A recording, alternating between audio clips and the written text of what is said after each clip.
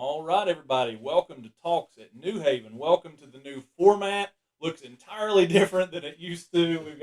We are doing it big now, right? We've got a countdown timer. We've actually got an office that we're in now. We've got a table. We've got microphones, all that. But anyway, I'm your host, Josh Robinson, and joining me today, well, not as always. This is the first time we've ever been in the same room to do this together. But today I've got two co-hosts.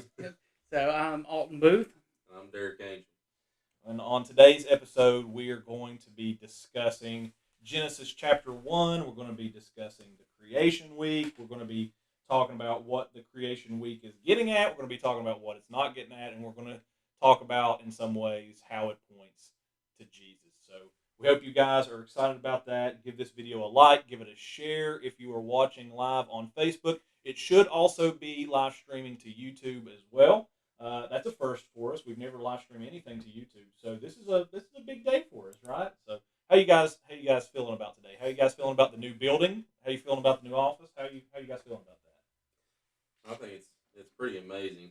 Honestly, it takes it a minute to soak it all in. Honestly, it's humbling in a sense, of how we can see where we was and then see where God has placed us and how God is using us to glorify Him. It's really, really humbling to me. Yeah, I agree. Yeah, and it's going to be fun actually being in the same room to do this. We've been doing this for a year, and we've never done it in the same room. We've done this for over a year on Zoom every week. Yeah. So it's going to be fun to be in the same room and actually have good internet while we're doing it. Yeah. It's going to be interesting. I see that my wife has said, "Look at you guys, all professional." So, man, that is so cool how it's got the multi-stream on there, and it shows how everybody commenting on different channels. So that's wild to me. So I guess we are kind of professional in some ways. So. All right. Anyway, I'm joking, but on today's episode, we're going to be talking about Genesis, and we're going to be Genesis 1 through 2. And so, with that being said, I'll go ahead and read the text to just kind of start us off for our discussion this evening. And so the text starts off in Genesis chapter 1, starting in verse 1. It says, "In the beginning, God created the heavens and the earth. The earth was without form and was void, and darkness was over the face of the deep, and the Spirit of God was hovering over the face of the waters."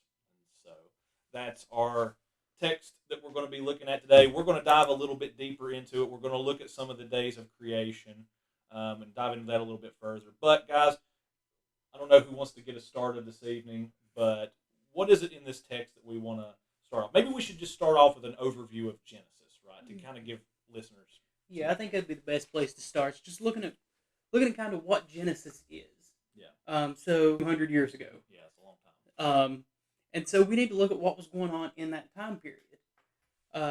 Genesis is not an apologetic against current day views of creation and current day views of evolution. Right. Genesis is an apologetic against the types of creation stories and things like that were going around back then. The paganism. Yeah. So it's around where the Jews were when Moses wrote the book of Genesis. You had the Canaanites, you had the Babylonians, you had all of these people who were worshiping gods like Baal and worshiping gods like Marduk. Yep. So that is what Moses is writing this in defense against. Yeah, they've just come out of Egypt too, right? Right. Like Moses is probably most likely, writing this sometime after the Exodus, whenever he's writing the rest of the books. So, I mean, we have to keep in mind that the Israelites have just come out of Egyptian slavery, and they have just spent hundreds of years probably hearing about the creation stories and the creation myths of the Egyptian gods, right? And they would have obviously, as they come further into the Promised Land, they would have become more familiar with the Canaanites, like you mentioned, the Babylonians, and a lot of their stories. And so you're right, this isn't written in a vacuum. There is a lot of things going on. And so in Genesis also kind of lays out for the Israelites and for us kind of like how they got to where they were at, right? How they ended up in Egypt in the first place, and how the world really ended up the way that it ended up, right? With the fall in the garden, with the serpent who rebelled against God, who deceived man, and then you've got the whole Noah story, then you've got the Abraham story, you've got the Tower of Babel story kind of there tucked in between those two. And so that's really what it is. It's kind of this narrative that kind of gives them this idea of this is why the world is the way that it is. This is how you got here, and this is why you ended up where you ended up. So yeah, and so looking at the first two verses, so that's what you read. Yeah. The first two verses. If we look at some of the other creation stories around that time, we see a really common theme of there being this chaos, this unordered chaos, and a God creating itself out of that unordered chaos, and then taking dominion over the chaos and turning it into the world that we see today. And so you see that in a lot of different creation stories of the time. But that's where the God of the Bible is different. Yeah. So we first see that God created the heavens and the earth. Yeah. He spoke them into existence, but he didn't create them out of this uncontrolled chaos. Right. He created them out of nothing. Yeah, that's right. Yeah. He creates them ex nihilo is the Latin word for out of nothing. And so you mentioned some things there that I think that would probably be interesting. Maybe we can just go ahead and dive into it now. We can mix this order up a little bit that we have. But okay. You mentioned some of the other creation stories. Yeah. That were surrounding Israel at that time, and some of them would have been the Babylonian ones. There's some mention of the Canaanite stories, but there's definitely the Egyptian stories. So let's talk about that a little bit, and maybe fill listeners in on some of the stories that the Israelites would have been familiar with, and really what Moses would have been writing against here in Genesis 1.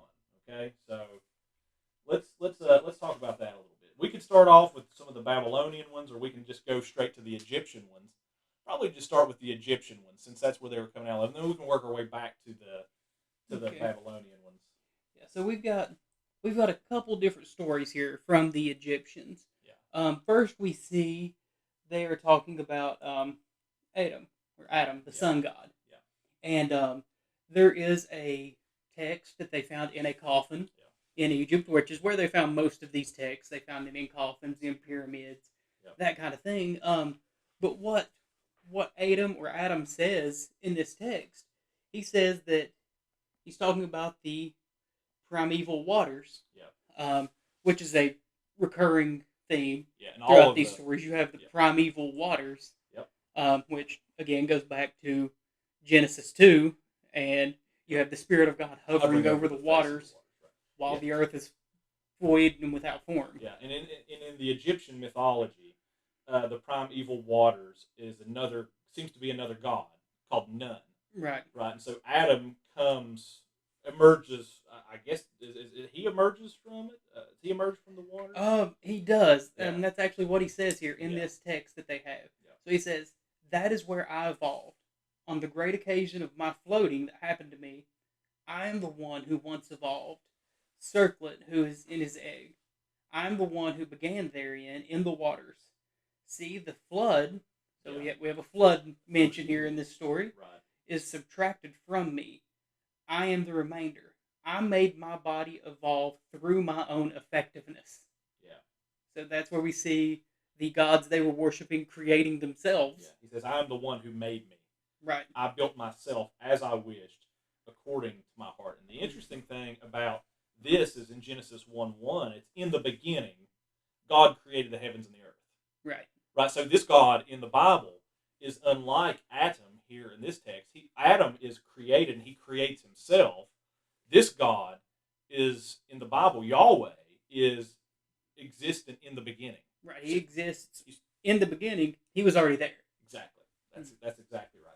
And the interesting thing is in the primeval waters, he comes out of them, right? And we're gonna talk about that a little bit more here in a few minutes in some different creation myths. But he comes out of the waters, and the interesting thing is though is in the creation story in verse 2, you've got the Spirit of God hovering over the 527. So this was a text that was found in a pyramid and was a spell that was used in there. It says it informs us that Atum, which is the god who separated himself from the waters in the Egyptian mythology, it says he then produced Shu, who is the god of the air, and then Tefnut, the goddess of moisture, by masturbating. I can't believe that I just said that on the air. I said the word masturbating. I probably so anyway, but this is a part of this Egyptian mythology. This is how the other gods of the Egyptian pantheon comes into being by this god named Atum um, masturbating them into existence. And so this text, which is Pyramid Text Spell 527, says Adam evolved growing a phallic in Heliopolis. He put his penis in his grasp that he might make orgasm with it, and two siblings were born, Shu and Tefnut. What do you guys think about that? Tefnut. Yeah, that's and the sexual acts as part of creation is also a really common really common thing. I see that our Facebook stream just died. Oh, I just killed it. So YouTube's still up and running, but it looks like Facebook may have just died. I don't know. Oh no. It says it's interrupted. No, it doesn't. Yeah, so I'm not sure what happened with that. My phone might die on here by trying to check it out because my phone is all jacked up. But anyway, we'll try to get that. Yeah, it's interrupted. We'll try to get that back up and see what's going on with that. Brandon says it's still playing for him. That's good. But the interesting thing is in this creation story, this is how the other gods are created, and the interesting thing is we see that things are different in the biblical. Yeah, so I'm not sure what happened. We have one God who creates, right?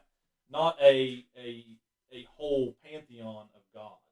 He alone is God, and that's the difference between some of the differences between that. You can see though, in a drastic measure of where Moses is coming from writing this Genesis story time, though. You know what I mean? Like just that context, though, of what you just discussed through, through masturbation. Right. Like Moses is like, hold up.